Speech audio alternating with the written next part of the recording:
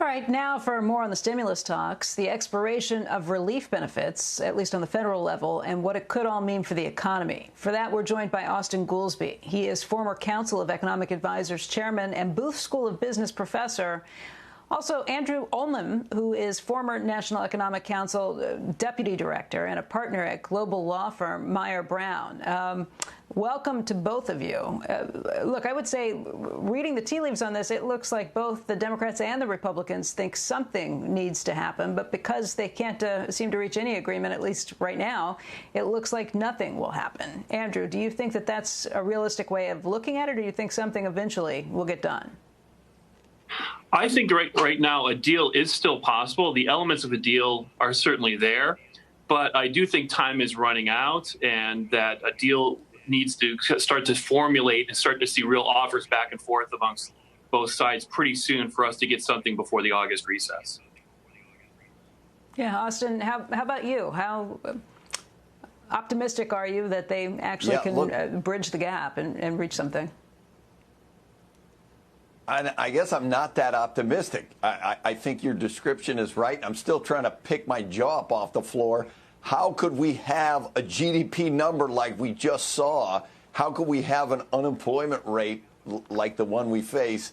And Congress does not feel like it's their job to do something. I mean, I know it's a presidential election, and usually in presidential elections, the two parties have a hard time agreeing. But, I mean, there's really millions of people's lives at stake. We're going to get hundreds of thousands of people evicted from their homes if they cannot come to some agreement on this. So I think it's just really disappointing. So what would an agreement look like? You guys just split the difference here and get to $400 in unemployment and kind of wrap around some additional spending for the states, municipalities? What would you do, Austin, if you were in charge? I mean, I would make it the full amount, but if the Republicans insist that they shave it down, then yeah, you got to shave it down. If you were in charge and you had to cut a deal, yeah, shave it down. Yeah, if you had to cut a deal, the root problem here is the Republicans don't agree among themselves. All the Democrats are for money to people and bigger amounts. Some of the Republicans are for that, and some others, they don't want to do anything. I think if you could get a majority or some significant chunk of Republicans to be for a smaller UI payment, then you at least get this smaller UI payment. I think we haven't had, in all the discussion about UI and whether the UI systems are even able to do a percentage replacement wage rather than a set amount, which is not clear that the states are even capable to do it. But in all the debate about that, it seems like we've taken the focus off of the state fiscal relief. Like you said, the states are going to be in unbelievably bad situations. And you've already seen Nashville, they're debating in Chicago, a bunch of places are being forced to raise taxes in the face of the downturn because they have balanced budget requirements, which is just going to make the recession worse. That happened in 2009. It's going to happen even more today. So I really think that you got to include those two things as well as fight the virus. Yeah, Becky, I actually think what happens? Yeah, Becky, I think there's actually a deal here around a couple of key areas.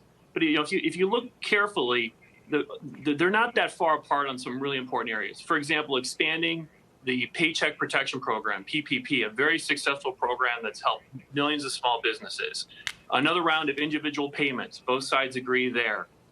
Something on student loans you could see being put in there. On unemployment insurance, which has gotten a lot of attention. If you look at it, there are 200 to 600. There's room for negotiating, I think, there. And just in kind of perspective, too, is remember, Congress only expanded unemployment insurance during the last recession by $25. So both sides have already indicated significant support for expanding unemployment insurance at this time. And then you potentially see some type of trade for liability reform that Leader McConnell has asked for with enhanced funding for the states. You could see that being a package. But I do think it's going to require congressional Democrats to realize that they need a more targeted package here. and that this is simply just kind of the next phase in policy. And then, Senate Republicans have raised a lot of concerns about price tags.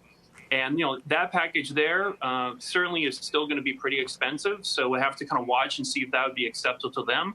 But you could see a bipartisan agreement coming around those elements. But again, time is of the essence here.